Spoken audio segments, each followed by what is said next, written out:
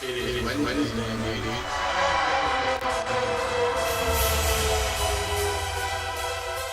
It is Wednesday, my dudes.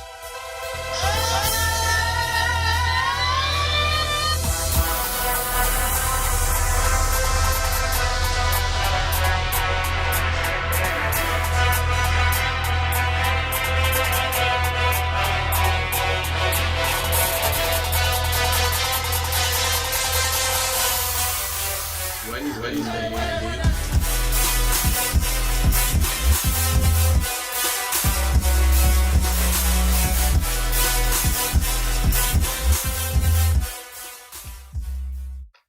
And welcome. It is Wednesday, my dudes, and we have Randall back here, back in the studio here as we are after our nice little break there, as we had a lot of great lacrosse action on the 12 on Sport Network all of last week.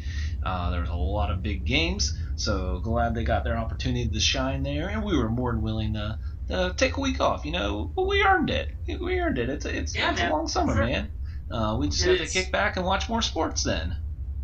Hey, we've been doing this for, believe it or not, Dom, I think 4 years? I was going to say, when you started to count that up, I was like, it's been 4 years, I think it's been 4 years, man. That's wild. So, yeah, we deserve a break every now and then. Give us a break. Yeah. And there's obviously, when you're on the 12 on Sports Network, there's other shows going on too. So, you won't always have to worry about it. You know, obviously we want you to miss us. We hope so. But, you can always catch some other action, some other shows, some other thoughts, some takes. And, sometimes we don't always cover all the sports. And that's why you can lean on the other people of the team. So, I know there's a lot of NHL offseason going on, and we will definitely default over to a lot of the other shows on that. Yep. Krakens are cool, so they had their expansion draft, and sounds like they did good. So good for them, good for the Krakens. But we'll stick to what we know here, and we are going to go into some NBA draft lottery kind of thoughts and breaks. We got. Of course, UT and Oklahoma. That broke. Yeah. That was the only thing I kind of was a little upset that we didn't go last year. Yeah. Like, oh my gosh, this is all going down. But the more and more going to come out. There's still more details, so we'll get to that. Right. Some NFL nuggets probably there. With Aaron Rodgers, the press conference today, and then of course we're in the middle of the Olympic season, so I think we're going to kick that off because I just have some things I want to get off my chest here. I know this is a hot topic for you. Hot topic, and I'm going to try to keep myself contained. I just want to also let people know on my personal Twitter, I went ahead and I don't know why I didn't do this sooner, but I made a list that was like not stupid Twitter, people. And I added to it so I can just go to that list because I need to just stop seeing the crap that's getting put out there. And I try to make sure I put like people that I know wouldn't kind of add to that, and the people that I do enjoy that do funny stuff, and then just my sports stuff. So I'm going to try to stick to that list and not. I hope I was on that list. You did make the list. Don't worry. I make jokes about sports until it's Texas, and then I just complain on Twitter, and that's all I do. I realize I will probably add to the list, so I apologize. I call it not annoying Twitter. There you go. I just kind of made it real quick. I'm sure I'm missing, and I will add, so I apologize if you're not on it right now. Or maybe you are a reason I need to not have you on it. Or maybe you aren't on it for a reason. Yeah, there could be. Because you suck. So, some of those people out there, and, obviously the whole, Simone pulled herself, and, we have obviously mental issues which should be addressed and people need to recognize. And draw the line on the difference of what's going on too. I just, these comparisons, are just wild and absolutely ridiculous, and they're apples and oranges. Tom Brady having a bad game and quitting at halftime is 100% different than this. You obviously have never played sports. I know baseball, we had the yips. I don't, other sports have different things. I think golf considers there the yips too. And I learned today that it's called twisties in gymnastics. And one primary difference between the yips in baseball and the twisties in gymnastics? You don't have the possibility of becoming paralyzed. That's 100% the possibility right there. If Yeah. I can't throw a baseball, I can't throw a baseball. Great. Right. Yeah, I'll get pulled myself because I can't perform Right. on itself. If I'm just having a bad game in a bad football game, I'm not going to possibly injure myself to the extent of being paralyzed.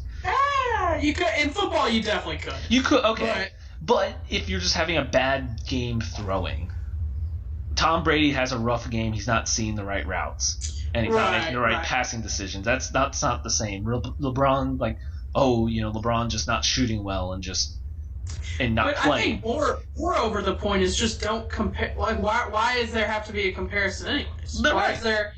Every situation has its own. You don't compare everyday jobs to each other. Right. You don't. That's just. And for the comparison of people that say, "Oh, well, I have to go to work every day if I'm, not doing, well or feel like taking a day off."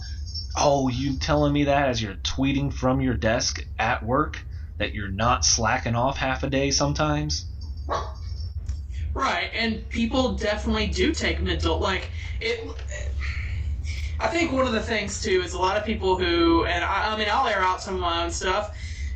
If you're a friend of mine, all my friends know that I struggle with really bad anxiety. Mm-hmm. It's a thing for me.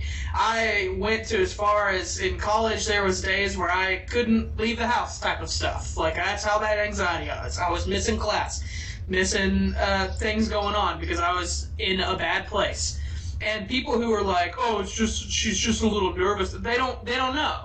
They don't understand how severe things can get, and there's more severe anxiety than what I had. There's people who are agoraphobic that can't leave their houses because they're terrified of what's outside, whatever that is for them. So people don't know what other people are struggling through, and also, my thing with this is, first off, if she wanted to retire or leave or whatever it is, that's her own thing. So it shouldn't matter to you anyways. But also, moreover, she's already given this country how many gold medals? What more does she have to prove to you, sir? What more does she have to prove to you? All the people saying she's failed her. No, she's not failed her country. Right. In fact, she has made her country incredibly proud. Incredibly proud. Oh, 100%. And like you said, the time she's already getting, she's competing in women's gymnastics. You don't compete at this long. I mean, what she's doing is already incredible. What she has done is already incredible. And it's not quitting either. If she literally cannot, in the right mindset, land any tricks, all she's going to do is harm the team by participating. It's a smarter move to not put yourself out there to, one, possibly have an awful injury, and then two, you're not going to help the team if she's not scoring well. So why put yourself out there? I am, like I said, I don't want to use comparisons, and I can go all over the place with this. I use this to someone, and I 100% want to preface this with, I am not comparing this to her. I just want to put it a perspective that I faced in a not similar, but baseball, and not even the yips it was a game. I was so in my head bad, I couldn't hit. Everything I saw, I literally couldn't hit. I felt like I was just 100% lost up there. And you're right, it has no injury possibilities to me up there for just being awful at the plate that day. I was just so in my head that it was such a close game, and as much as I wanted to keep going and compete, it wasn't a quitting mentality. It was, I'm a liability right now. Mm-hmm.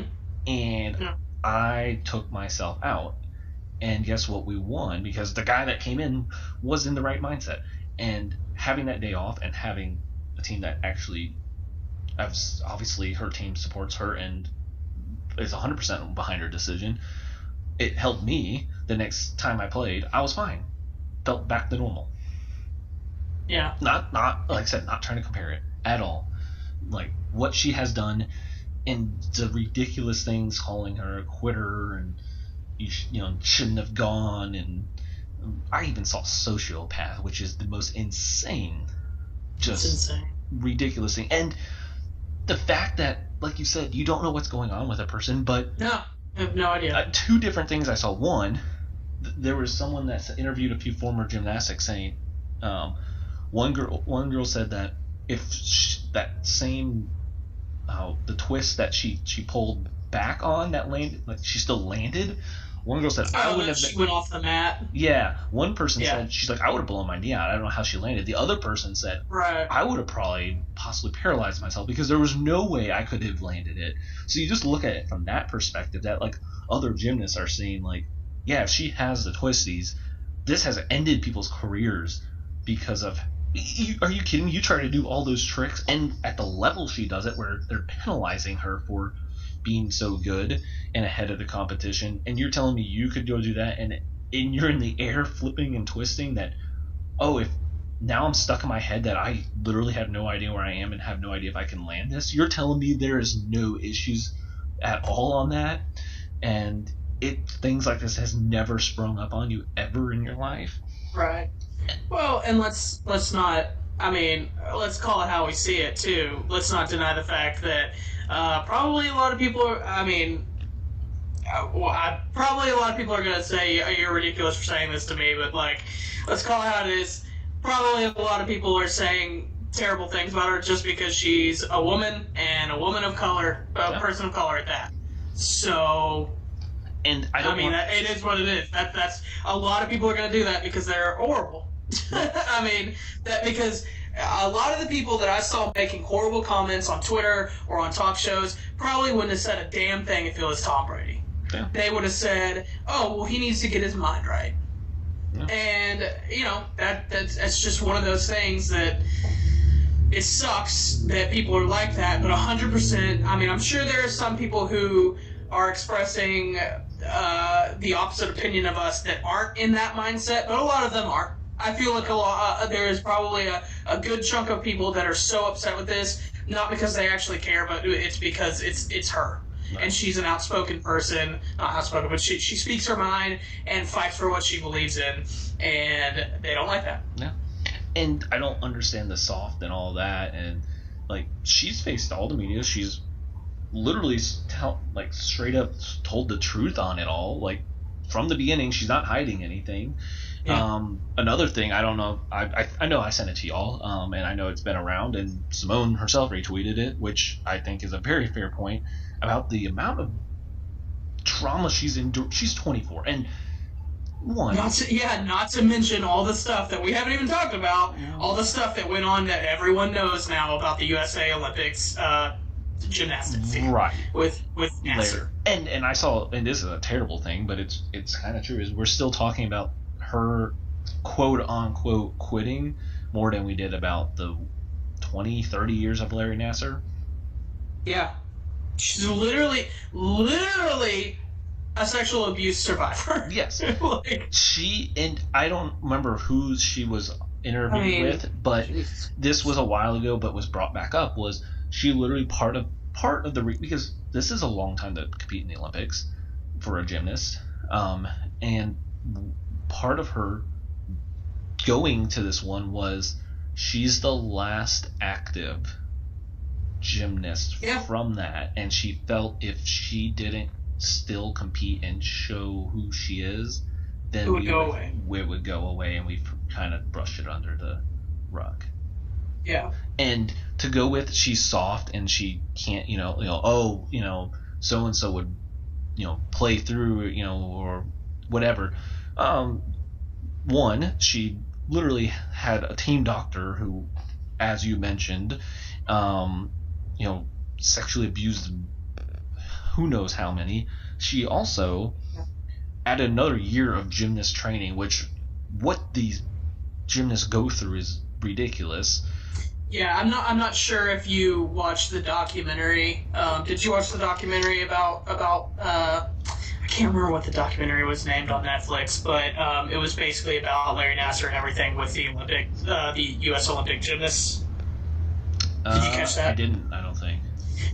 You should watch it on Netflix. It's hard to watch, but I think it's something that you should watch. But that entire the sexual assault aside, it seemed like basically just a place that bred, I mean, just almost abuse.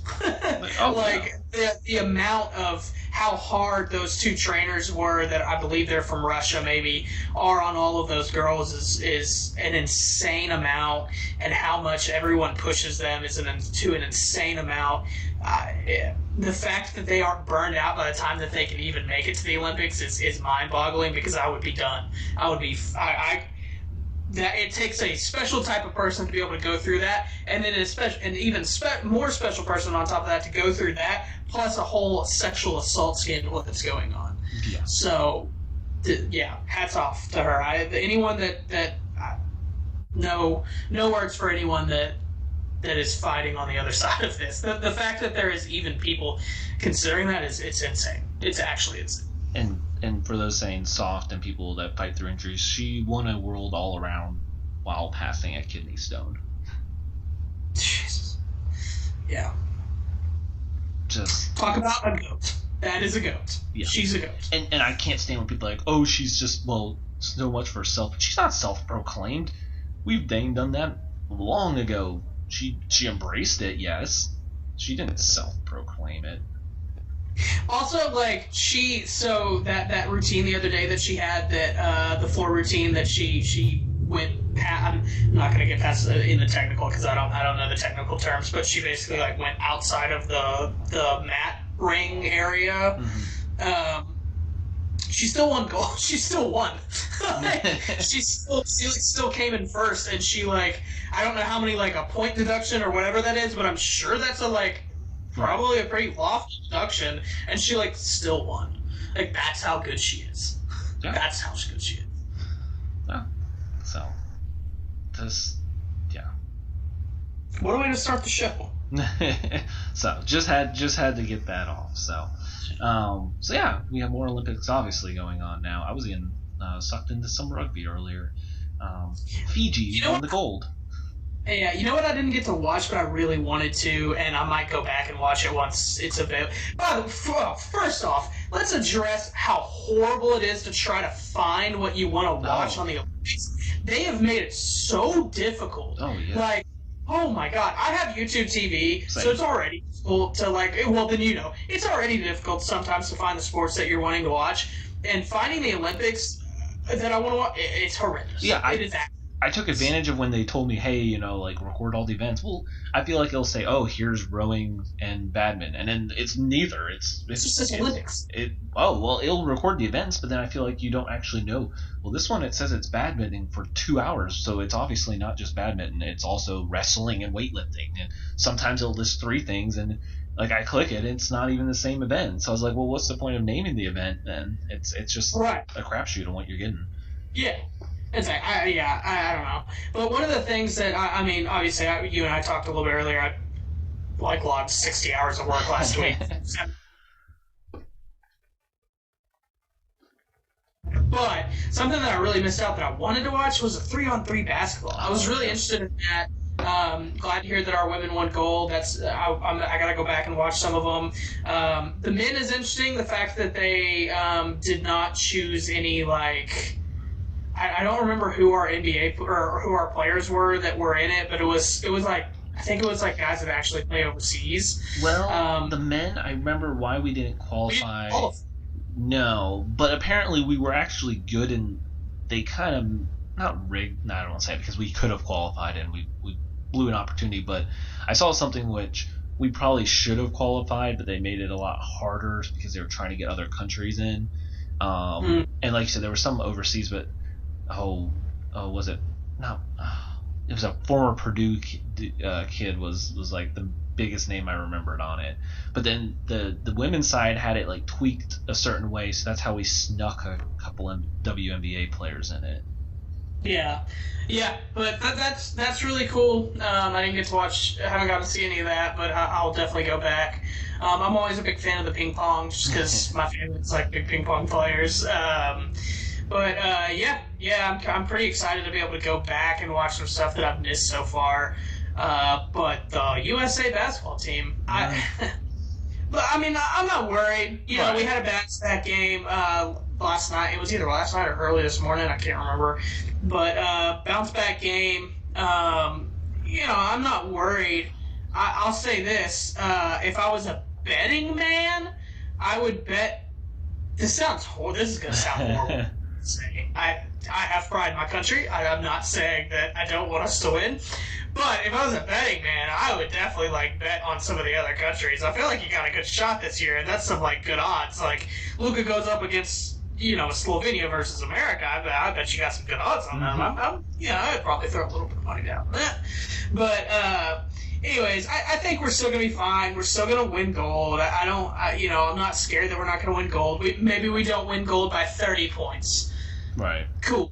But I'm still not worried. I think it takes time for these guys to get together. It definitely what they're gonna have to get used to is not getting the calls you're gonna get in the NBA. Yeah. I mean, you get a lot of ticky-tack calls, and those the international refs with the international rules, they're not having it. They're not calling that. They're not calling that mess. So the shots will fall. We'll be fine. But it did kind of suck that we lost that first game. It just kind of sucked, but. It is what it is. Yep. Well, I think I'll hand it over to you here on as we're talking basketball. To your thoughts on the NBA lottery coming up tomorrow. Yeah, tomorrow. Kind of snuck up on me there. I think it's going to be a really interesting draft. I don't have anything. I didn't really. I was thinking about doing a mock draft, but I've seen so many mock drafts, so I thought I'd just kind of share some thoughts that I have. Obviously at number one, I think it's obvious that Pistons are going to go Cade Cunningham. I get it; they're kind of backed into a corner with that pick, and have to do that. I'm sure they want to pick Cade, but. To me, I'm honestly really concerned about his ceiling. I look at him. I watched quite a bit of him at OSU this past year, just because he was Big 12. He had a lot of televised games, and from what I saw, I don't know if he can develop into a top 5 point guard. Top 5 at that position. And when you're taking someone number one overall in the NBA draft, you expect that. That's the least you expect. Is they should end up top 5 at their position. Period. I mean, it should happen, right? And I'm kind of curious how you feel about that. Are you a little nervous? I know, we did our future point guard list last year, and I had him. What did I have him? 9, 8. You had him 8, yeah, I believe so. Yeah, so right outside of that top 10, but if you're drafting him number 1, do you not want him to be in that top 5? I mean, are you a little concerned about that as a Pistons fan? Yeah, I mean, I guess I'm just buying in right now that I couldn't believe we got the number 1 pick, but I'm just going to go all in and sell out logic and just say he's going to be a top 5 and just buy in and pretend I don't hear anything else. Right. Let me ask you this. Would you be more interested if I told you y'all could trade out of that pick? If you could trade out of that pick, go to pick number 3, and get Evan Mobley to pair with what you already have? I think I've already sold myself in wanting Cade too much. In wanting Cade? Okay. The only one that has sparked me was that SGA Thunder and pick 6. I would take that. That one I was like, well, shoot, and with all the picks that the Thunder have, if they threw a bunch, SGA and number 6, okay. I'm a huge SGA. That one sparked my attention. I've been team, don't do anything stupid, just pick Cade this whole time, and you have everyone, you have the whole fan base behind this, you have everyone behind this. He's been going to Detroit and showing up to Tigers games. Just don't screw it up. Yeah, he's all in, which is nice. That's nice because I feel like we haven't had that in the past couple of drafts. Right. Guys being all in on the number 1 pick, so that's been nice to see. Yeah, so I guess I've sold myself so far that I have had no desire to trade out, and then the only thing that could entice me was the Thunder maybe coming in with SGA 6 and throwing going real blockbuster, with what their 50 picks, giving us half of the, something crazy. Yeah, that's fair. Well, like I said with Evan Mobley, I actually really like the potential of Evan Mobley better than Cade. If I was at that number 1 pick, I would be willing to trade out to get Evan Mobley because I'll say this: I have not given up on I'm blanking on him. Hayes. Yeah, Killian Hayes. I have not given up on him. He didn't develop exactly what we were looking for in that first season, but he showed that he can, he plays good defense. He works hard, and he also, he showed some sparks of some playmaking ability. The shot making isn't there quite yet, but I think he can develop into that. I have not given up on Killian yet. I still like him. And I haven't either. I think the Cade Killian backcourt could actually work. It's interesting. It would be a great defensive pairing.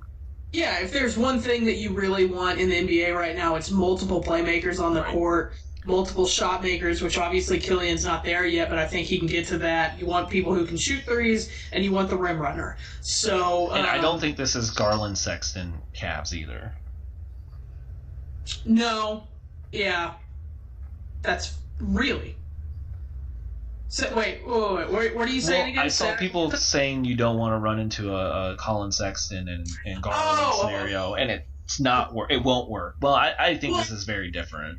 They're in a different scenario. I'll get to them here in a minute because I've got some thoughts on them. But I actually like the potential of Evan Mobley a lot better. I think him on the offensive side of the ball. With the ability to make some face-up jumpers, along with being that long, athletic, run-the-floor type guy that's huge in the NBA right now. I think he's actually got some playmaking ability, too. He showed some flashes of that I think he can be a pretty good passer, especially from the drive and from the post. So, and obviously he's going to be a fantastic rim protector. That's the very least he's going to be, is a great rim protector in the NBA, which is always needed. So I really like Mobley, but one will obviously be Cade. Then Jalen Green's going to be the pick at 2 to Houston. He's just that guy that's the unknown. He's athletic. At the very least, he's going to be fun in Houston. I think that team's going to be weirdly fun to watch, like on League Pass. I think next season with Jalen Green, Christian Wood, and then I can't blank on the shooting guard that they got from the Celtics. But, I think that's going to be an interesting team. And then Mobley will go 3 to the Cavs, which that's where I think you have some problems. They're going to pick him because he's the clear pick to make. Those top 3 are just so clearly above the rest that you kind of got to go with those in the top 3. And I think that's where they're going to run into some problems because they pretty much have a roster full of guards and posts, which that's the difference. They have kind of worked themselves into where they have a billion posts with Caleb, Jared Allen. There's a few other guys there. Then they pick up Mobley. Then they have all these guards where they don't really have these, they don't have the forwards. They don't have the shooting guards. They have I don't know. Their team's weird. The composition's weird. And I think there's going to be a trade to be had after they pick Mobley. And then I definitely think Jared Allen's not going to be on that team next season, whatever happens with him. I don't think he'll be in Cleveland. So I think there's going to be some things that have to happen to that team, but I think they will pick Mobley at 3. But after that, pick 4 is where this gets really interesting because obviously those first 3 picks, it's just going to be those guys. It's going to be those guys. But, at 4, the obvious pick to me would be Suggs because after Jalen, Mobley, and Cade, there's Suggs, and then there's everyone else in my mind. I find these 3 in one tier, then Suggs in his own tier, then the rest. But there's a lot of buzz with Scotty Barnes to the Raptors there at 4, which is interesting because if they pick Scotty Barnes, to me that sounds like maybe they think they have a shot at keeping Kyle Lowry, or maybe they don't. They've got a different plan. I don't know, because otherwise you pick Suggs. I don't know. Then after that, you got the Magic. They just need to go best available because honestly, they have lots of pieces that are like young guys, but none of that matters. They're not pieces that you're going to necessarily build on.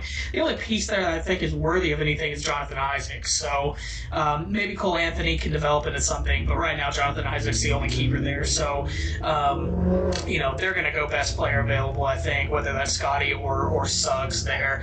But honestly, man, I think it's going to be an interesting draft. I think there's going to be some trades to be made. I could see the Warriors pick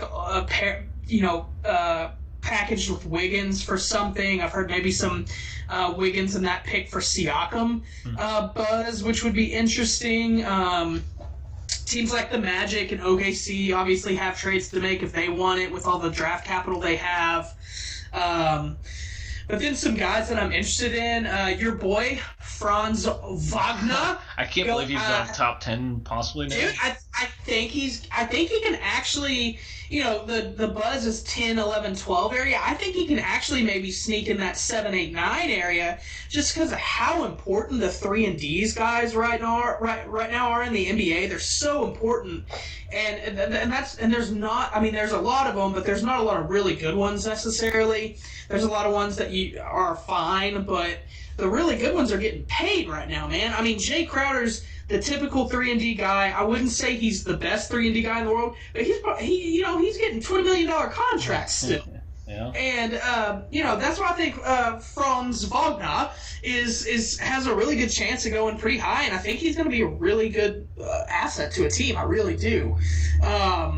Some other names that wouldn't shock me if we heard them going in the lottery just because of the unknown potential. Obviously, Mitchell, Jared Butler, Zaire Williams is interesting just because of how hyped he was coming out of high school but didn't really do anything in college. So we'll see about him. Kai Jones from Texas is an interesting prospect just because he's got this weird skillfulness about him, but it's not all there together yet. He's athletic. He's got some weirdness going on. Plus, there's always the thing with the post for UT. They always end up going pretty high. So, wouldn't be surprised if he snuck in the lottery picks. Someone that's probably not going to sneak into the lottery, but I still really like him just because I really liked him in college. Cameron Thomas from LSU, guard. I think he could be a baller in the NBA for somebody. So, I just think it's going to be a really good draft. I think it's going to be really interesting. I think there might be a couple of big things that happen that people aren't expecting just because there's teams that have so much capital going into this that and some guys that want out of places that could really make some noise here. So I think that maybe the Pelicans do something tomorrow night. Most likely Lonzo's not going to be there next season. They made the trade. They got rid of Steven Adams for Jonas Valanciunas yesterday, which I really don't understand. I kind of wish Jalen would have been on so that we could have talked about that. But, I preached all season that I felt like Steven Adams was really clogging the lane for Zion. And, I love Jonas. I really do. I think he's really good. I think he can be good for a lot of teams. But that just doesn't make sense with their comp right now. I don't know. I think the Pelicans are going to make some moves here. Otherwise, I would be afraid if I were them of Zion being the first one of these major guys out of college on their rookie contracts that just decline and walk. Most of these guys end up signing that first extension, and I think he might be the first one to walk. We had talked about a little bit about that with Luka, being afraid that can happen. But I think Zion, if they don't figure something out, I think he could be the first one to walk like that. So I think there might be a trade to be made tomorrow with the Pelicans as well. So I'll throw one. I don't want to say sleeper. I know this is going to sound biased, but I think a solid late first, second round, and will just be a solid NBA role player is Sean D. Brown of Michigan. I just love the way he played for Michigan, and he was a starter at Wake Forest. He transferred in and knew he was going to come off the bench for a Michigan team, and just played a great, just energy role, defense, rebounding.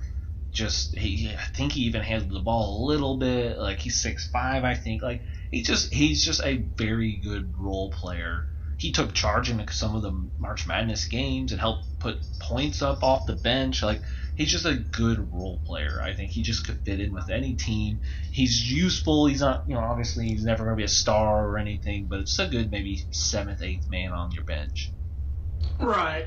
And you can always use those. Yeah, for sure. Someone that I think is going to be a bust is what I've seen from Jonathan Kuminga, I just don't like it. I don't know where he fits in the NBA. I'm not thrilled about him. Josh Giddey from Australia is an interesting prospect to me. There's some interesting stuff on Usman Garuba, I believe is how you say his name, from Spain, 6'8", 230, just kind of a big dude. Other than that, there's not any late names. I talked about Cameron Thomas a little bit. These Kentucky guys, you never know what they're going to do. Josh Primo from Alabama is interesting. I always like taking a look at the guy who's the quote-unquote youngest player coming out of the draft, which that's what he is. I don't even think he turns 19 until, I think, January or something like that. So that's always an interesting thing. Other than that, there's not really anyone else that I've got an eye on. Some undrafted guys that might pop up. Greg Brown's interesting, by the way, just because we have no idea what. I don't know. I don't even know why he's leaving. I really don't. I have no idea why he's leaving Texas. But another Texas guy that I'm interested to see go is Jericho Sims. He's just kind of a freak. When I watch him, I watch him and I watch what Jackson Hayes did at Texas, and I look at them too, and I'm like, if Jackson Hayes went in the top 10, why is Jericho not going high? I mean, I'm not saying he's top 10, but why is he not first round potential when he's basically what Jericho Sims or what Jackson Hayes was to me. So I don't know. That's an interesting name. Other than that, I don't really have anybody else, but I do think there's going to be some interesting things to happen in this draft tomorrow. So. All right. Well, I'll be definitely trying to keep an eye out on it, and I hope that it's Cade in my thoughts. So. Where's Mac McClung go? Oh yeah, I forgot he declared. He did. He's not going to get drafted. No, I don't think someone will take a second round on him. I don't. I think there's guys to be picked ahead of him. I mean, Matt Coleman from Texas is better to me than him, and I don't think Matt Coleman's going to get picked either. So. All right. Yeah. Well, before we switch over to some football, just want to throw out there, not long ago, the Rangers did officially trade Joey Gallo. Looks to be about 6 guys going back to the Rangers. Glenn Otto, pitcher. Ezekiel Duran, second base. Shortstop Josh Smith. Second baseman, outfielder Trevor Hauer. And I think they said a couple more will be going. So I don't know if it's good or bad. I'm not going to lie. I've obviously, I try to avoid the Rangers fans' reaction because everyone says they're being fleeced and it's an idiot deal, and the Padres were for sure giving a better deal, which that's just the rumors that we're saying. There was one particular player the Padres possibly were going to offer if the Rangers also took Eric Hosmer's contract, which I'm not going to lie, I kind of was willing to take, but if at the same time, I don't know how much. It might have just been that guy, Hosmer, for Gallo. Maybe that was it. And the Rangers felt that even though these guys aren't top 10 in the Yankees ratings, getting 5-6 guys was worth it more. I hate reacting to these trades because when you have 5-6 prospects, apparently they're all playing well, but they're kind of on lower levels. So yeah, they're still developing guys, and you're right, they could all be bust, but Joey Gallo only has one more year of control. So that's what I was going to ask. Is Gallo's contract not up at the end of this season? Not this year, next year, and he's obviously going to command a lot. So I saw rumors that the Rangers might just sign him back after 2022. There's a chance of that. He wouldn't mind it. He wouldn't mind coming back, and I don't know. I mean, I'm going to say yes, I'm disappointed that there wasn't, that one big, shiny toy that came back, that top 50 prospect or whatever, We didn't get, Do the Yankees have that, though? They had 2 guys in the top 100, I think 1 in the top 50.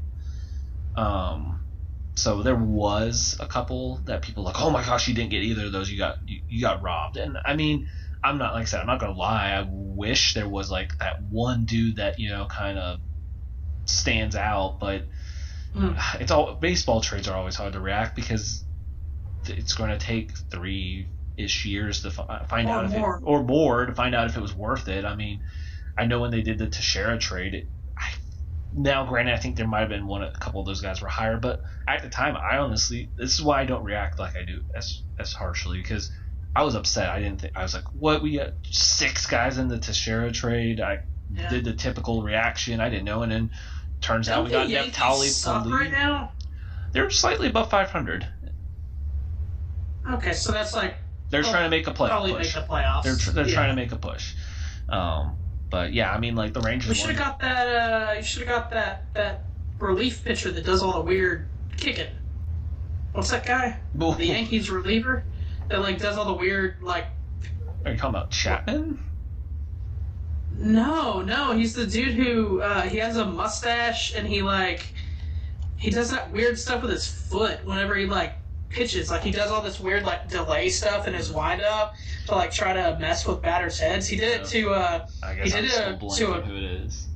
yeah, he did it to Ohtani like a few weeks ago, and like he like he like did it to Ohtani like twice, and like Ohtani didn't know what to do, and like Ohtani was like laughing, but then the next pitch he just like blasted it, and it was like, oh, there goes Ohtani, there goes that man one more time. Yeah, I guess I'm going blank on who it is. Well, I can tell you relief pitchers probably aren't that valuable, so that's probably why. Fair enough. Well, they're valuable in certain ways, but prospect relievers are not as much. Yeah. Yeah. I mean, like I said, of course, in the moment, I think if that was true that the Padres were going to give this top outfielder up and we had to take on the Hosmer contract, I'm going to say personally, I think I lean that way, but I also am not a major league scout, and if they felt that these 6 prospects in quantity was better than one big one, or whatever the Padres might have actually been truly offering, you know what? I'm not running a major league team. Like I said, I can get my preference, but I'm not going to get mad like I've seen.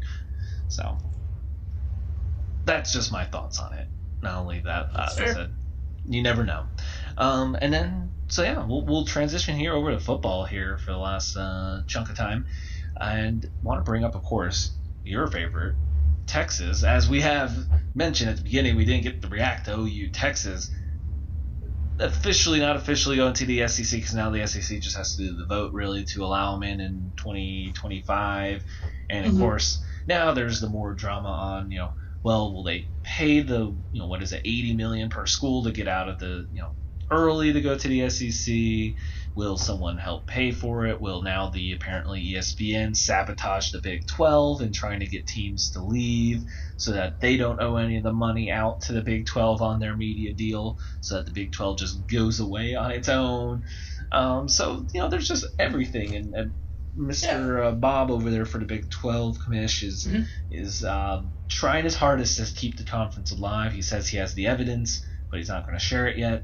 And to be fair, I wouldn't doubt ESPN's trying to break it up. It saves them a lot of money. And I also don't doubt that these schools have already made their ways to reach out to other conferences, and not actually all 8 of these teams sticking together. Like, oh, no way. There's no way. The Big 12 has been dying.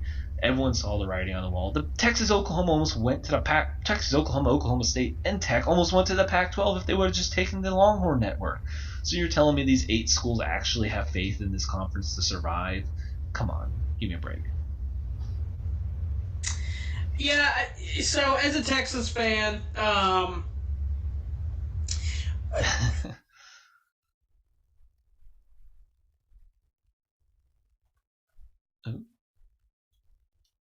lost you here for a second. Well, I guess we'll get Randall's thoughts here as a Texas fan shortly.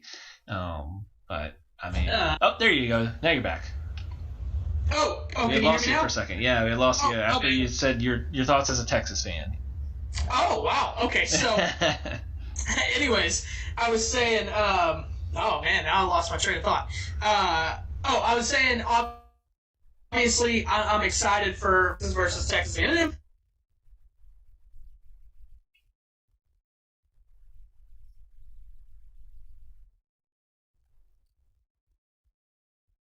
Man, the world just does not want to hear Randall's thoughts. I guess the Texas and the SEC. So More than us moving to the SEC to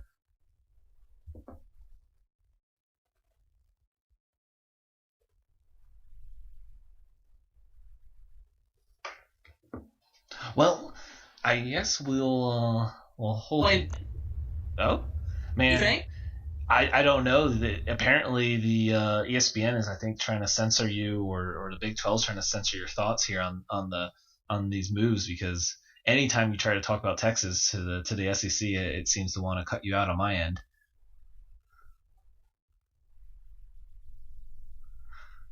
So, well, I mean, I think I'll give my thoughts here. Hopefully it'll connect you back here smooth on my end. But I mean, the super conferences are going to be real, I thought is coming, or we might see the AAC. It was another thought in my head. I mean, if ESPN was pushing for 3 to 5 teams to go there, but I felt like they had a better shot at becoming a Power 5 than the Big 12 trying to scoop up some other teams. So I mean, I'm very interested. I always love this kind of drama of moving the possible teams around and who will go where. So I mean, I'm interested to see will Pac-12 picks teams up? Will the big ACC who's going to be the one to kind of stand out there? So we'll definitely. I'm very interested to see. Hopefully, I got you back in here, Randall. Well, give me a second here as I'm going to get Randall back in and hopefully get his thoughts.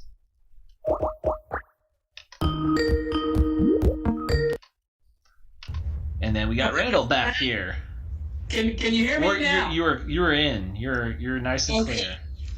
You know what that was, Don? That was the NCAA trying to not hear what I had to say. I'm on board with that. I think so. Yeah, because what I was saying is we need to look at the big picture here, Don, that this is the beginning steps of the crumbling of the NCAA as a whole. True. Yeah, and that's what I'm more excited than us playing in the SEC is the fact that early last week the SEC commissioner, which I'm blanking on his name is Dom Sankey. Yes. So he said early last week, and he's always very careful about what he says. He tries to be tactful and not say anything that upsets the balance of everything. He said it. We don't need the NCAA anymore, and he is correct. Yeah. He's correct. The NCAA does nothing anymore for them that they can't do on their own. They will do exactly what they did in the beginning. The NCAA was made as a governing body to govern to govern college athletics. These Power 5 conferences can do that themselves. They can make their own governing body. They can govern themselves. They can set the rules on payment for players. They can set the rules on if someone gets popped for weed. Or if they even drug test for marijuana. They can make the rules themselves. They can decide how the voting for championships go. They decide all this. And it's no longer, they don't need them for TV contract deals. They don't need them for that. The NCAA is a governing body that can be changed. And it's time for a change because the NCAA as a whole is not changing with the times like they should, and it's time for them to go. And that's what this is all about. This is the beginning steps. Hurry up and get in your Power 5 conferences, teams, because that's what we're doing. We're going to pull out. Power 5 conferences will govern themselves. They'll be the governing body. They'll probably do a realignment of conferences based on geography at that point, which I think will be fun. I think that brings back a little bit of the Southwest Conference a little bit. Things like that kind of come back a little bit. And the NCAA is left where they should be, on the curb. Because at this point, all they're doing is taking money away from the schools.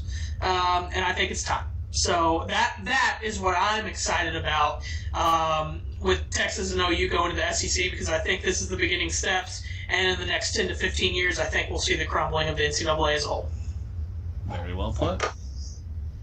Well, perfect. Well, I'll hold off on more college football just because I know we'll definitely we're getting closer. It's football time is right around, so I know we'll be definitely doing a college football kind of kickoff show, and kind of dive maybe more into things like this. I know we've talked on the playoff expansion when it was brought up. What will that look like now? Are they going to hold off because, 12 teams and we got this SEC power conference? Wait a minute, are we going to change things around?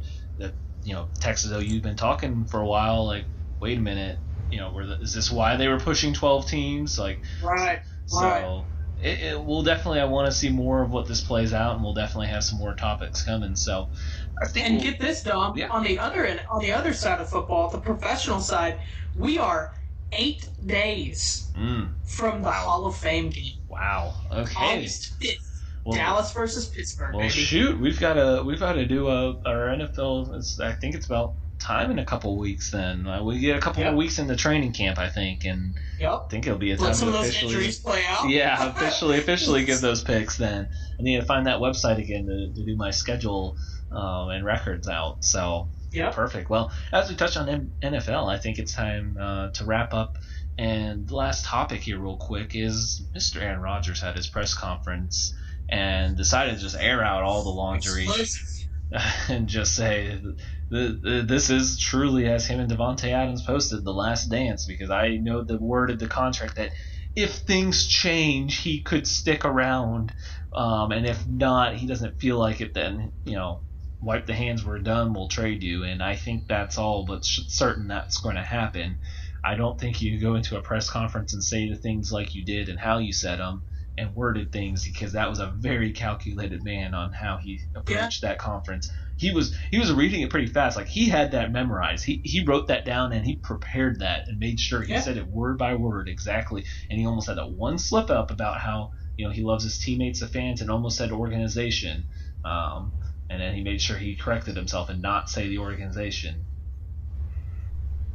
Yeah, I mean, and was he wrong about anything he said? He said players don't come to Green Bay to be in Green Bay. They come to play with me. He's not wrong.